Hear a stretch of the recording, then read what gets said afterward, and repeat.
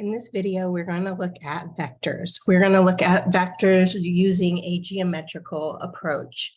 And so what is a vector? A vector is an arrow that has magnitude, which is length, and direction. And so if we have a vector, we're going to have an initial point, and then we're going to have this arrow. So the magnitude is the length of this arrow, and it has direction, the way the arrow is pointing. This initial point, this is the initial point, and where the arrow stops is the terminal point. To denote vectors, you'll either see it as boldface if you're reading from a book, or to denote it while you're writing is putting an arrow over it. So we could denote this as vector V with this arrow over it. So again, a vector is just a quantity that has both magnitude and direction.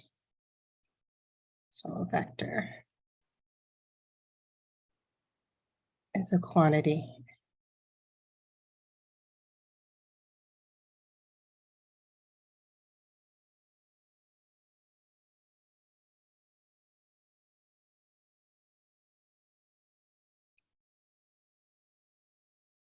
With both magnitude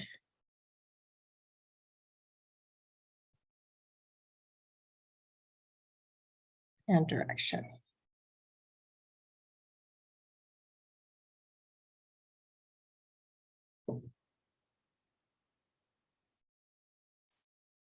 Two vectors are equal to each other if they have the same length, magnitude, and direction. So if I wrote this vector down here,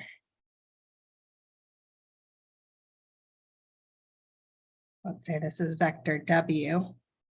Notice that vector W, that should be a straight line, has the same length and magnitude, or length and direction, as vector V. So in this case, we could say that V is equal to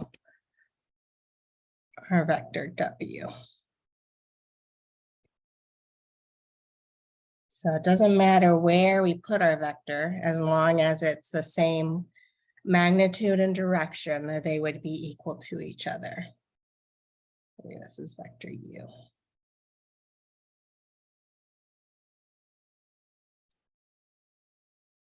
The zero vector does not have any magnitude. There's no length to that vector. Just like our real number systems, certain properties hold with vectors. So vectors are commutative.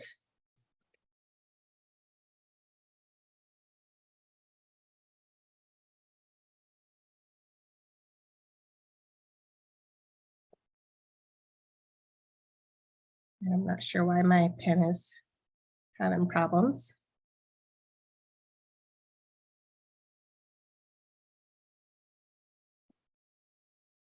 So that's telling me that it doesn't matter what way I add my vectors together. If I add vector V and then add it to vector W, this would be the same thing as if I took vector W and then added vector V.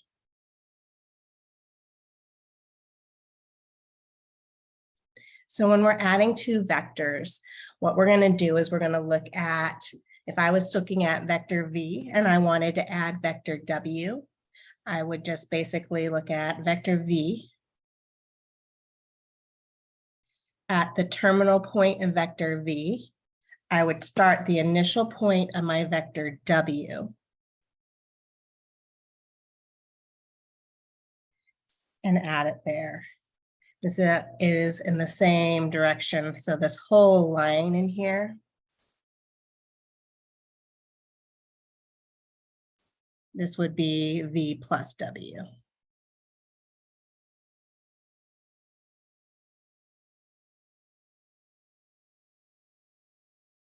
So just like I was saying, it doesn't matter in this case If I added took vector W first,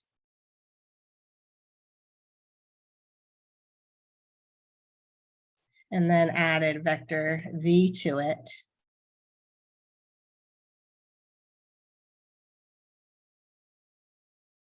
it's the same thing as V plus W.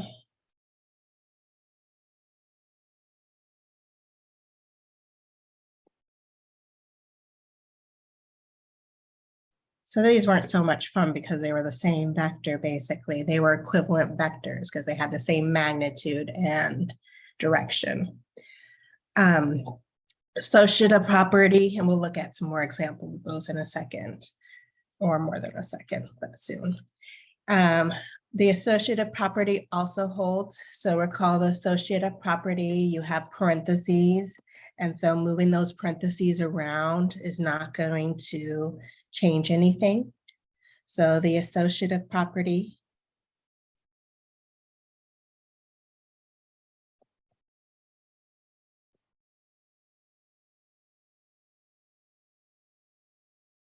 states that if you have vector U plus parentheses vector V plus W, this is the same thing as if we look at vector U plus vector V, sum those first, and then sum vector W. The zero vector, we talked about not having any magnitude. The zero vector can be represented as 0 with a arrow over it. So we have the zero vector property that if I add the zero vector to any vector V, then I would get back the vector V. So zero vector in addition. Zero vector plus vector V is the same thing as vector V, commutative property, plus the zero vector, which would equal vector V. And then if vector V, we look at the negative of vector V, that has the same magnitude of vector V, but it goes in the opposite direction. So if we had vector V, and let's graph vector V, let's say V looked like this. Then negative of vector V, it has the same length, but it's going in the opposite direction. So if I add vector V to the negative of vector V, I would get back the zero vector. So V plus negative of vector V is equal to the zero vector. If we were looking at the difference of two vectors, so if I was looking at V minus vector W, I could rewrite this. This is the same thing as V plus the negative of vector W.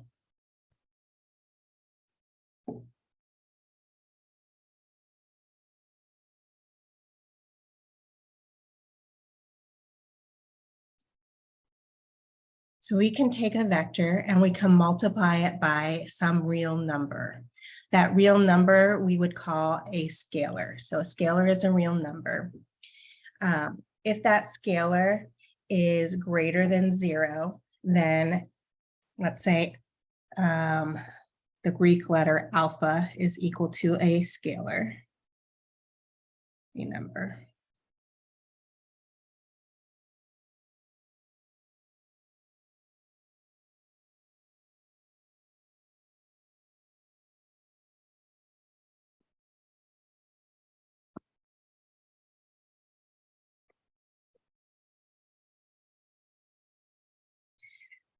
And we're looking at alpha times vector v. This is a scalar multiple.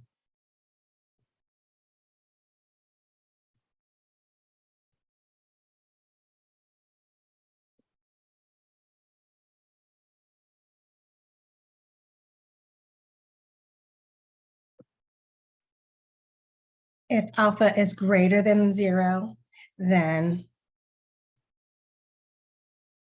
alpha times the vector v is a vector whose magnitude is alpha times the magnitude of v, and whose direction is the same as our vector v. So alpha v has a magnitude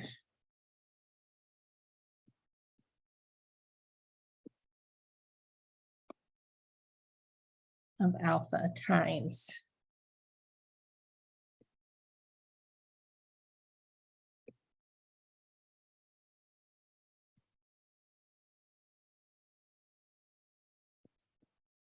the magnitude of v.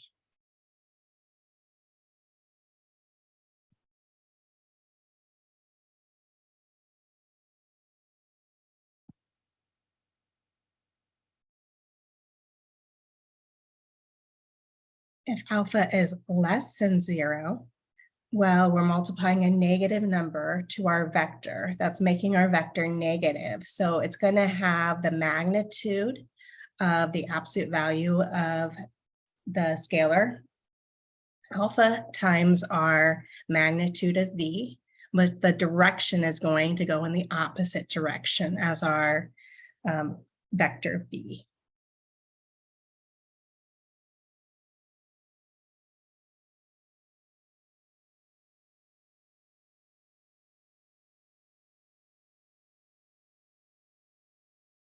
So it has the magnitude. I'm having some problems with my pen. Let's see if I can change the battery and help that to stop happening. Okay, so I think that helps. So what I was saying again is if your scalar alpha is less than 0, then multiplying alpha times our vector v, it's going to have the magnitude of the absolute value of alpha times the magnitude, or it's going to have the magnitude of the absolute value of alpha times the magnitude of v, and whose direction is the opposite of our vector v. If we look at alpha times our vector v and we get back 0, then alpha is either 0 and or our vector v is the 0 vector.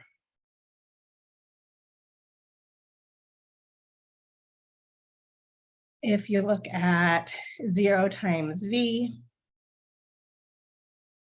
like we just said, this is equal to 0. If we look at the scalar 1 times the vector v, you're just going to get back the vector v. If you look at -1 times our vector v, this would equal negative of our vector v.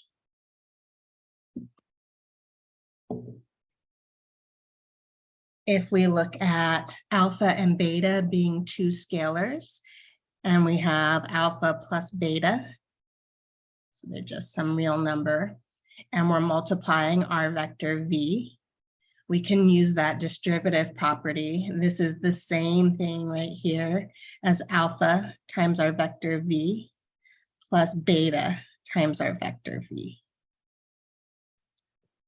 And then if we have alpha times beta times our vector v, then this is the same thing. I could rewrite the order of my parentheses. I could first multiply my two scalars alpha times beta, and then multiply it to my vector v. So now let's look at adding and subtracting vectors together geometrically. Let me pull up some examples. So in front of us, we have our vector v, our vector u, and our vector w. And we want to use the given vectors to graph the following vectors. And so the first one, let's look at graphing the vector v plus the vector w. So we're going to start with our vector v, which looks like this.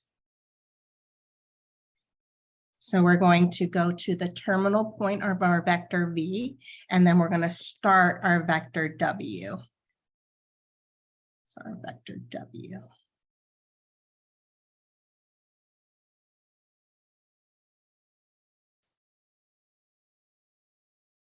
So the line that attaches the initial point of v to the terminal point of w, this would be our vector v plus w.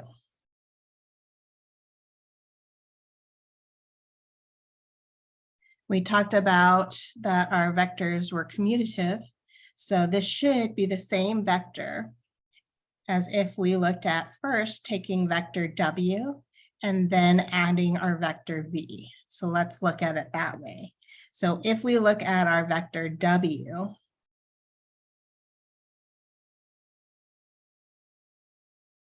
and then we added our vector v, so going to the terminal side of our vector w, we're going to start v.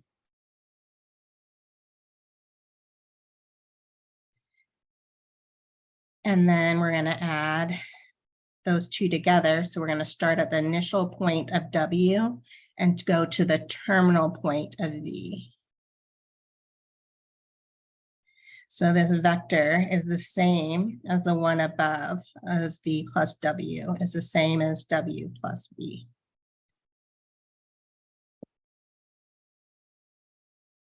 So they have the same length, same magnitude, and the same direction.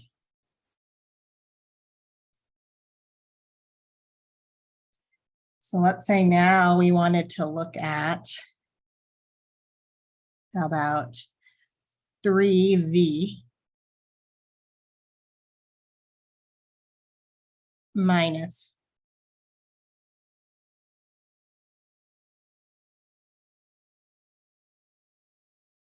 w.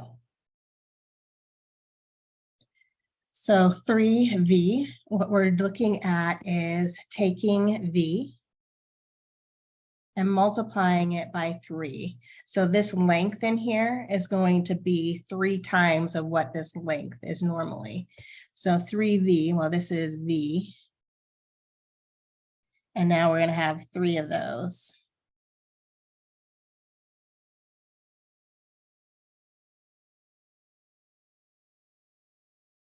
So here is our 3v. And then we're subtracting w. And so we're adding the negative of w. So I'm looking at this vector w. It's the same length, but I'm going in the opposite direction. And so instead of heading upwards like it was going, I'm going to go downwards.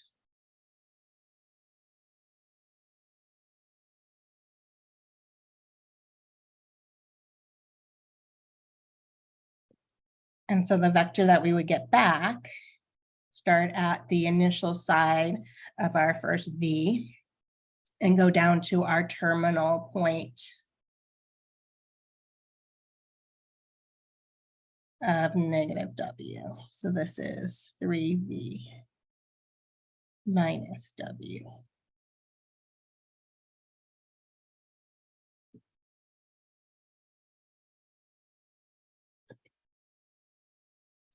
So what if it was u minus v? So looking at the vector u plus the negative of our vector v would be the same thing as u minus v. So looking at our vector u,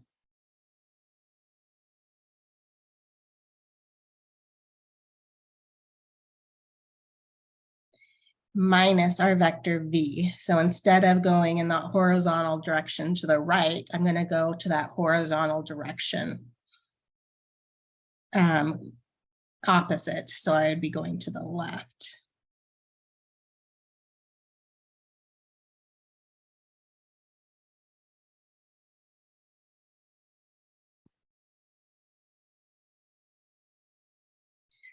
So u plus negative a vector v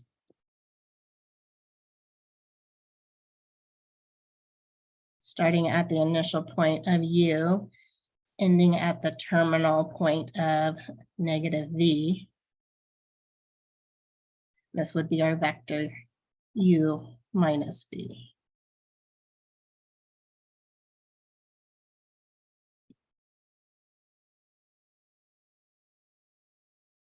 So maybe looking at one more.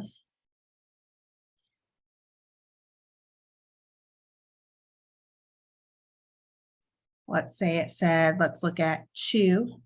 So the scalar 2 times our vector u minus 3 times our vector v plus w.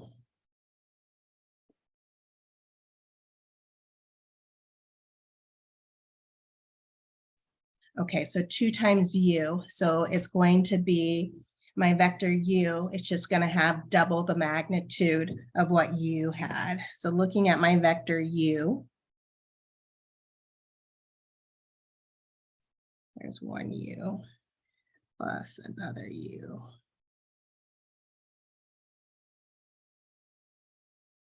So this would be 2 times our vector u minus 3 times our vector v.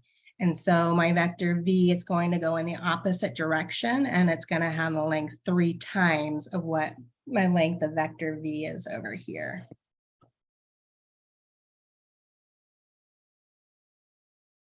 There's 1, 2,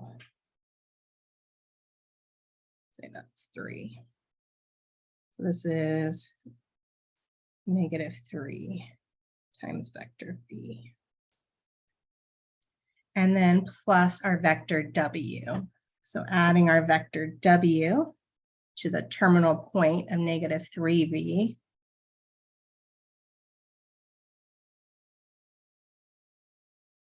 There's w. And so looking at this to get my vector of the sum of those scalar vectors, I would look at the start point of my vector of 2w to my endpoint of my vector v, and I would join those together.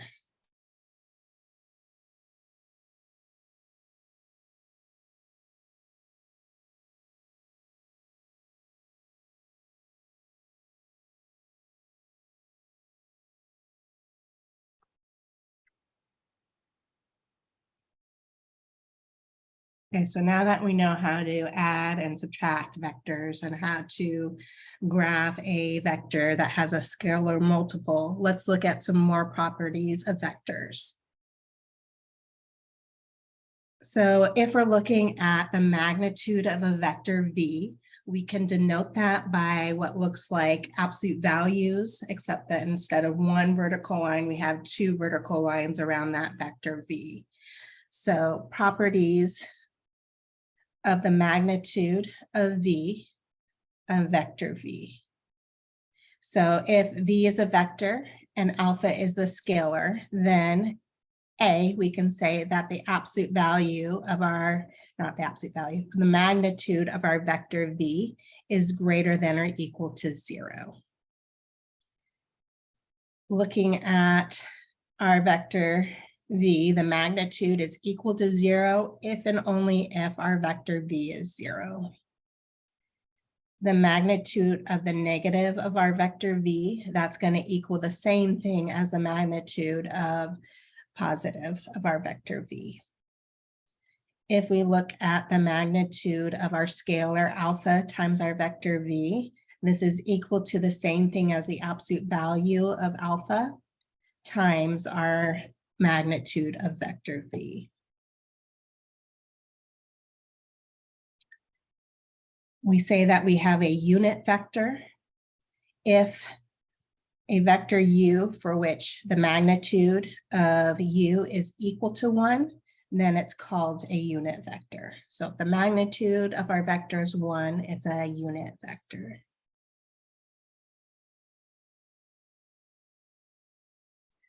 So if we want to denote a vector algebraically, So an algebraic vector V is represented as V equals, kind of looks like a point A, B, but instead of parentheses, it's kind of like a jagged, maybe kind of looks like a greater than and a less than sign around the values of A, B, where A and B are real numbers, or we can call them scalars. And they're called the components of our vector V. So we say that a vector V is in standard position if we start the initial point of our vector V at the origin of our rectangular coordinate system. So for instance,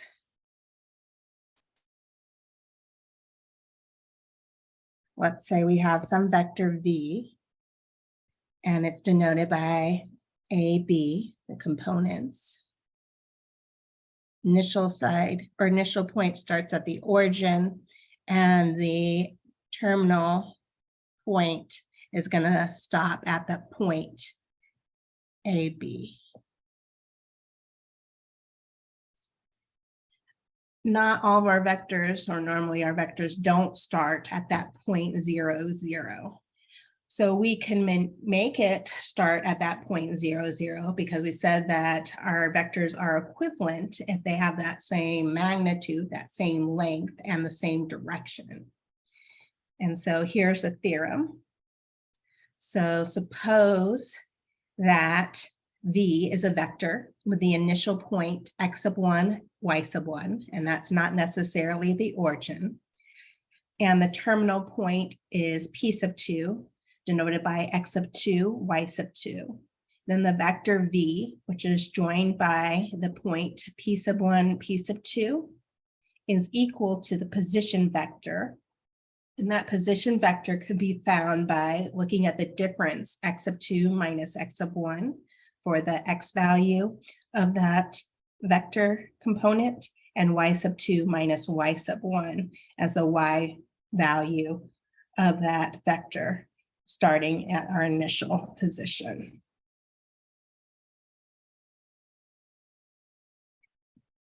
So let's look at an example of that. So before looking at an example, let's look at why this is true. This theorem holds true that we just talked about.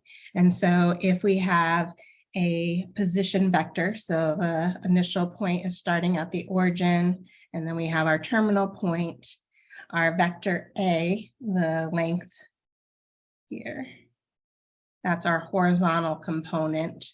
That vector B, in this case, is our vertical component. That point, that terminal side is AB. Well, let's say that we have this same vector. So vector is equivalent if it's going in the same direction and has the same length. So notice this vector V here, where it's starting at the point x sub 1, y sub 1, and it's ending at the point x sub 2, y sub 2. I can find that length of my horizontal component of that vector by looking at my x sub 2 value of my second point and subtracting off that x sub 1 value from my initial point of that vector V. And I can get that vertical component by looking at my y value of my terminal point of my vector V minus the y value of my initial point of vector P. And so that gives me that length in here. So looking at an example where we're given that the initial point P starts at -3, 2, and the terminal point of our vector V starts at 6, 5. And so let's look at graphing that first.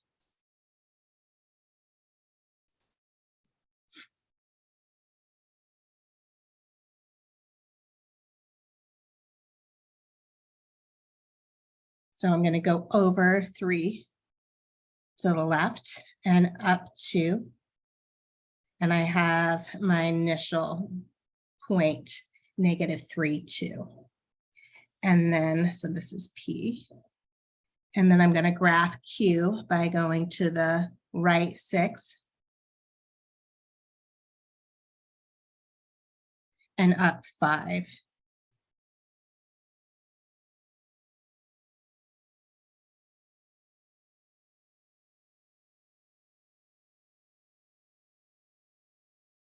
So here's my vector. Let's call that V. And I want to put this in the initial form where I'm starting, the point is at the origin. And so what we just saw, that vector V in that standard position, we can find the x value of our component by looking at 6 minus -3, comma, 5 minus 2. So that would get me that my point on that terminal side of my vector is going to be 9, 3. So let's plot that. If I go over 9 to the right, and I go up 3.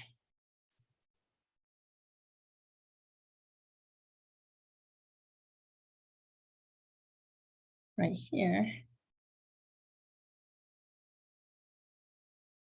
we have the equivalent vector starting at the standard position.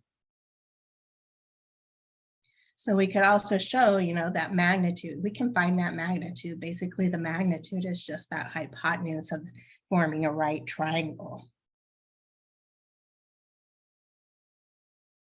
So if I wanted to find the magnitude of V,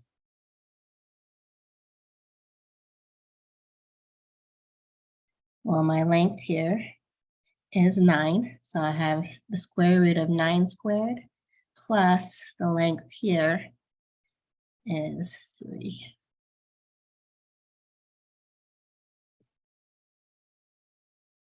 So 3 squared. So this gives me 9 squared is 81 plus 3 squared is 9. So this is the square root of 90. You can break that down as 9 times 10, and the square root of 9 is 3. So we have 3 root 10. So we would have found the same magnitude of that vector starting at the initial point P and ending at that point, terminal point Q. By doing the same thing, we could form a triangle. We need to figure out, though, what that length is for our base and what that length is for our height. Well, our base we could look at is 6 minus this -3.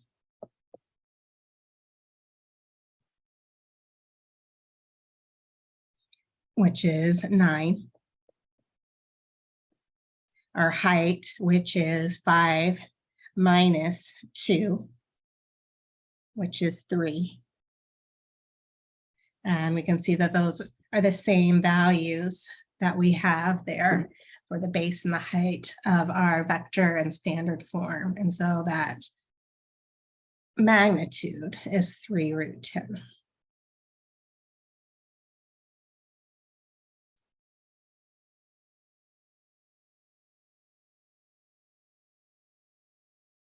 Okay, so we have this theorem in front of us now, equality of vectors.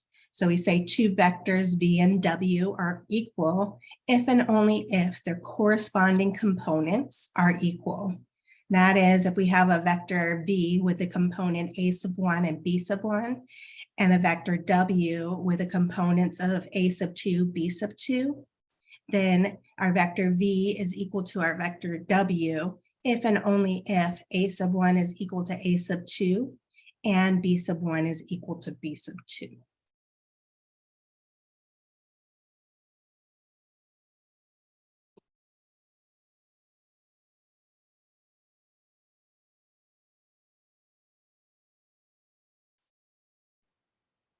So now we're going to look at an alternate representation of a vector in the plane that is used in common physical science.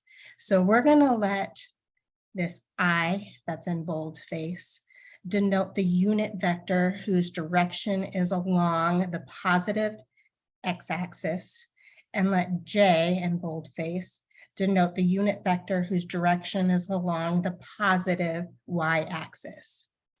And then that vector I can be denoted by that units 1, 0, and the vector J can be denoted by the vector 0, 1. So any vectors A, B can be written as a unit vector of I and J as follows. So the vector AB could be written as the scalar multiple of A times that unit vector I, which is 1, 0, plus the scalar B, that real number, times the unit vector of J, which is 0, 1. And so it could be written as A times the vector I plus B times the vector J. So the quantities A and B are called the horizontal and vertical components of V. Respectively, the example V equals 5, 4 can be written as 5 times the vector I plus 4 times the vector J. And then 5 is called the horizontal component and 4 is called the vertical component of our vector V. So let's look at this geometrically.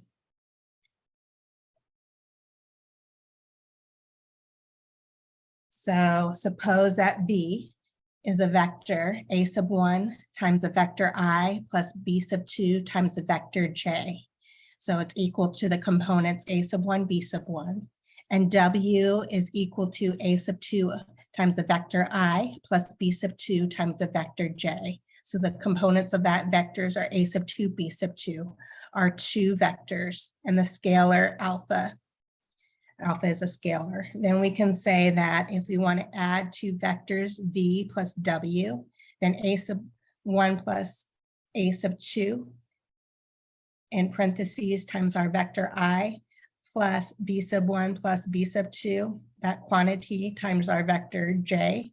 This is equal to the components of our vector A sub 1 plus A sub 2 as the horizontal component, and B sub 1 plus B sub 2 is the vertical component of that vector.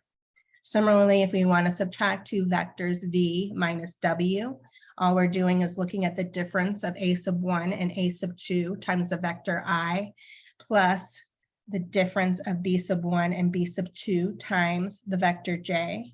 And so we get the components of that vector. Horizontal would be A sub 1 minus A sub 2, and the vertical component is B sub 1 minus B sub 2.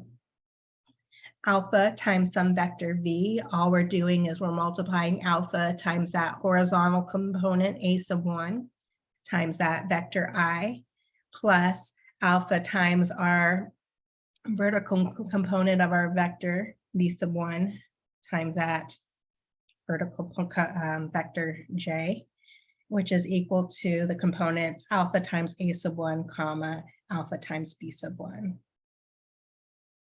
And if we want to find the magnitude of V, we just look at the square root of A sub 1 quantity squared plus B sub 2 quantity squared. So looking at this, let me put this up.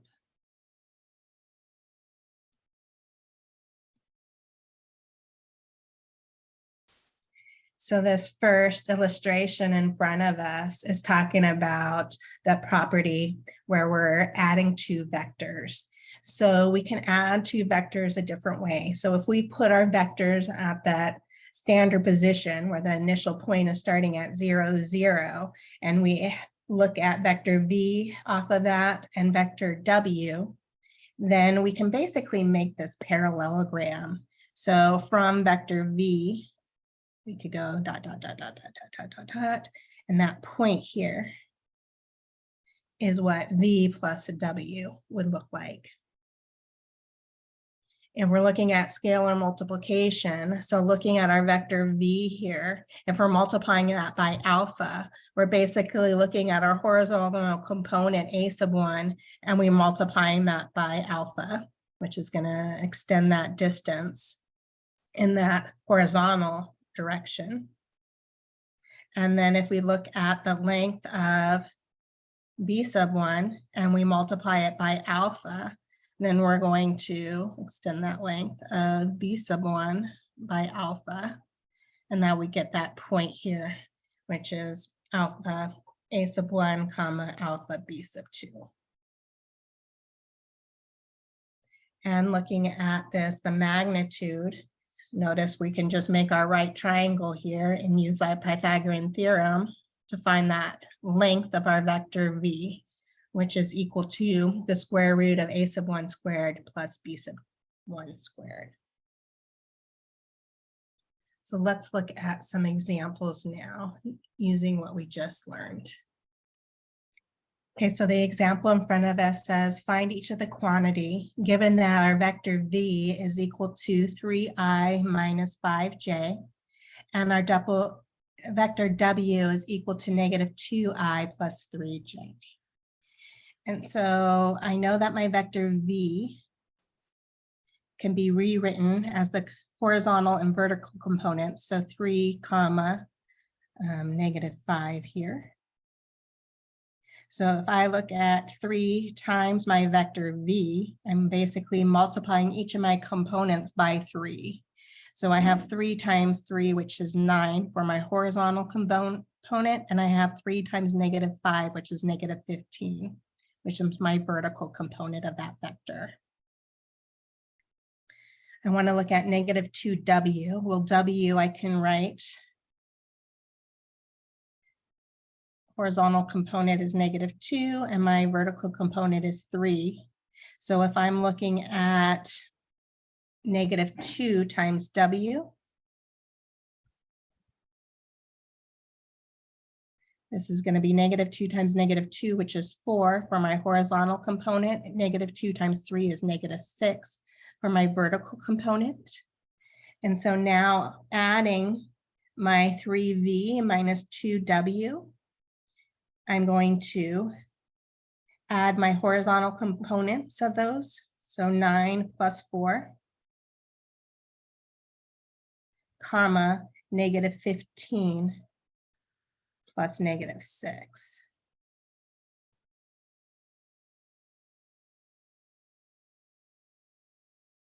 So my horizontal component, 9 plus 4 is 13, and my vertical component, negative 15 minus 6, that gives me negative 21.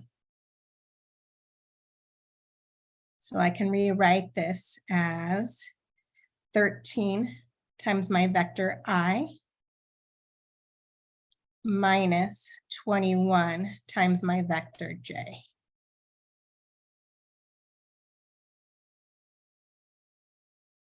What if it wanted us to sum, or not sum, what if it wanted us to find the magnitude of vector v minus vector w? Well, let's first find the vector of v minus w. So v minus w. Well, my horizontal component is 3 for v and negative 2 for w. So 3 minus a negative 2 is really 3 plus 2. So that's going to give me 5 for my horizontal component. So 5 vector I. And then negative 5 is my vertical component of v. 3 is my vertical component of w. So I have negative 5 minus 3. That's going to be negative 8. So I'm going to get minus 8 times my vector j. So to find the magnitude of this, I need to look at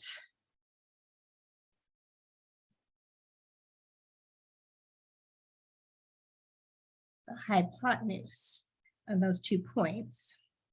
And so this would be the square root of my vertical component, 5 squared, plus my horizontal, so I swapped those. So 5 is my horizontal quantity squared plus my vertical -8 quantity squared. So this is equal to the square root of 25 plus 64, which equals the square root of 89. What if it wanted us to find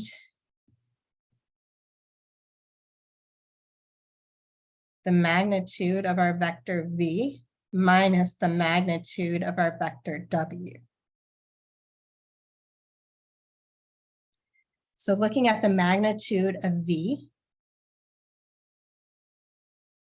this is equal to the square root of my horizontal component, which is 3 squared, plus my vertical component, which is -5 quantity squared. So this is equal to the square root of 9 plus 25, which is equal to the square root of 34. And then my magnitude of w, this is equal to the square root of my horizontal component, which is -2 squared, plus my vertical component, which is 3, and that's squared. So this gives me the square root of 4 plus 9, which is equal to the square root of 13. So the magnitude of v minus the magnitude of w is the square root of 34 minus the square root of 13.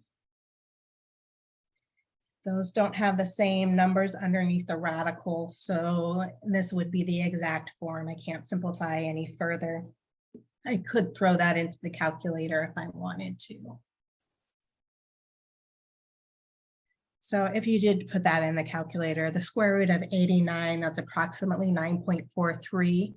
And looking at square root of 34 minus the square root of 13, you get about approximately 2.22.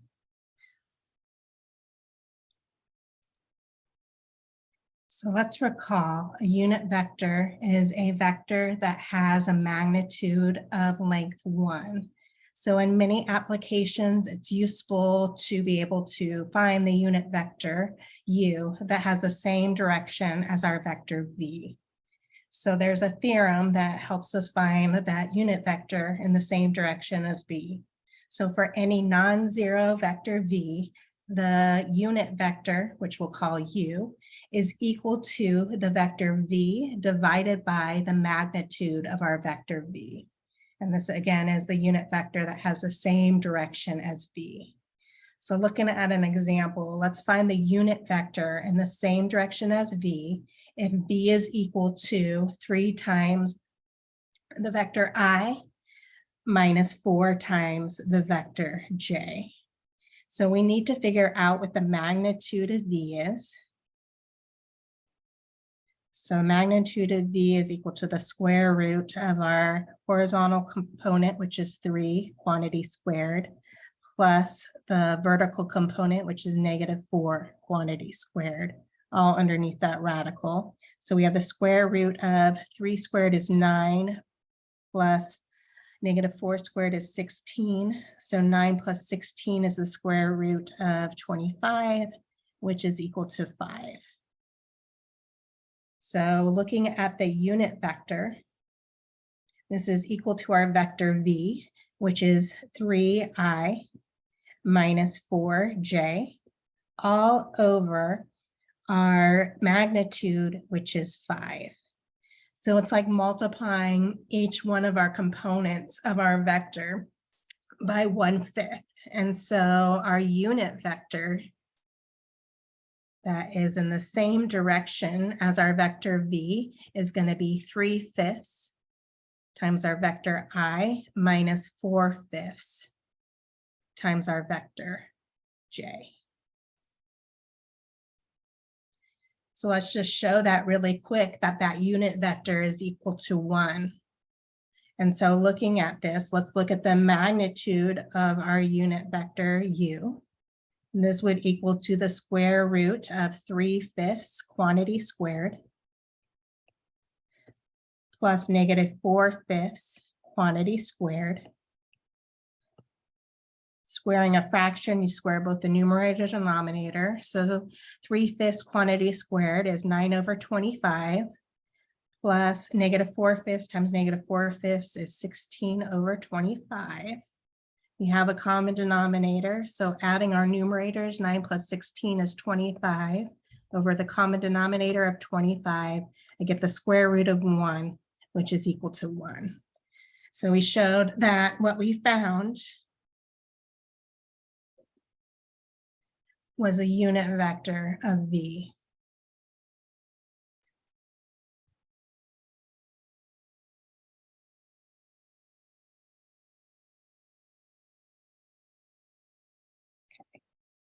So a vector represents speed and direction of an object. We call it the velocity vector. If a vector represents the direction and the amount of force of an acting object, it is called the force vector. In many applications, a vector is described in terms of its magnitude and direction rather than its terms and components.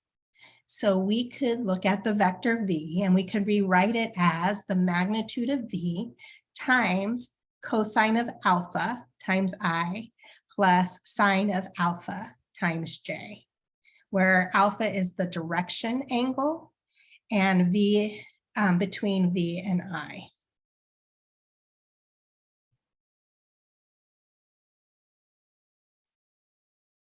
So the example in front of us says, write the vector v in the form of a times vector I plus b times vector j, given that the magnitude of vector v and the angle of alpha, it makes the position, it makes with a positive x-axis. Okay, so we have our vector v.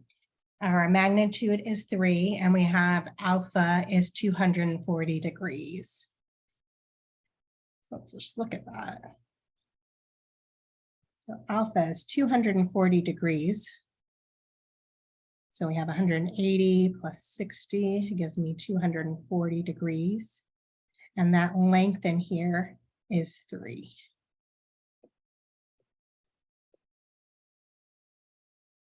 So we can think of this with our reference angle, right, of 60 degrees. We know what our magnitude is. And so we're trying to find our horizontal and vertical components of our vector.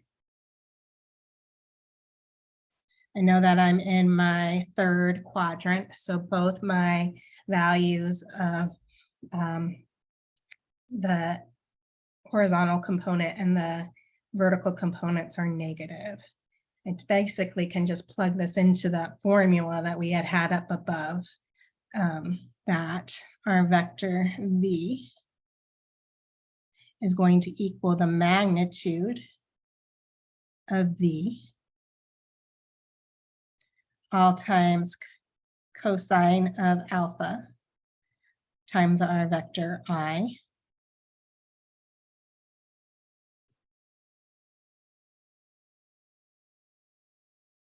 plus sine of alpha times our vector j. So our vector v is equal to 3. Well, cosine of 120 degrees, it's equal to negative of cosine of 60. And cosine of 60 is 1/2. So this will be negative 1/2 times vector I. Sine of 120 degrees is the same thing as a negative sine of 60 degrees, and it's not 120, it's 240. Sine of 240, again, same as negative sine of 60. Sine of 60 is √3/2, so this will be minus √3/2 times vector j.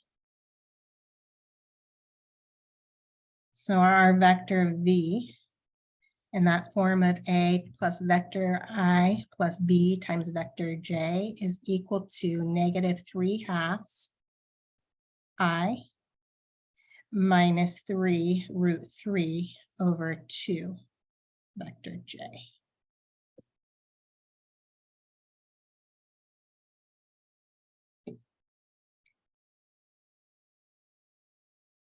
So let's look at another example. So in this example, we want to find the direction of our angle V. We're given that V is equal to negative a vector I plus 3 times vector J. Okay, so looking at our vector V, let's plot that point or vector -1, 3, where our points would be -1, 3. It's going to the left 1 and up 3.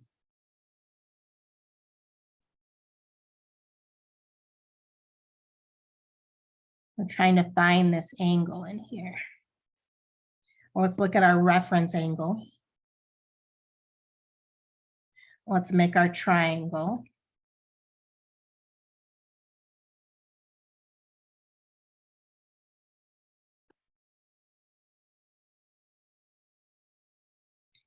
So I have my opposite side, 1, actually it's 3, and my adjacent side of my reference angle is 1. And so I know I'm using tangent of theta sub r is equal to opposite 3 over adjacent 1. And so my theta sub r is equal to tangent inverse of 3 over 1. So let's plug that into the calculator. Let's go into degree mode. Make sure I'm in degree mode. Okay, so tangent inverse of 3. This gives me back approximately 71.6, or let's just round up to the whole. So this is approximately 72 degrees.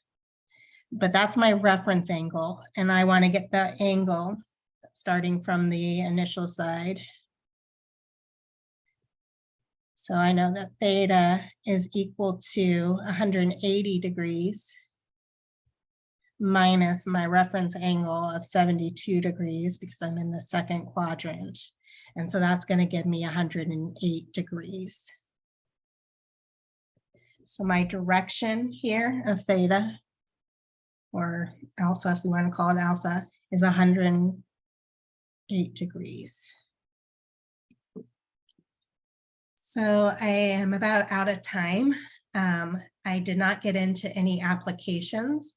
So I think I'm going to make another video a little bit later today of some applications and post those for you to have so that you can do your homework with no problem. Right now, this is section 10.4 of our textbook.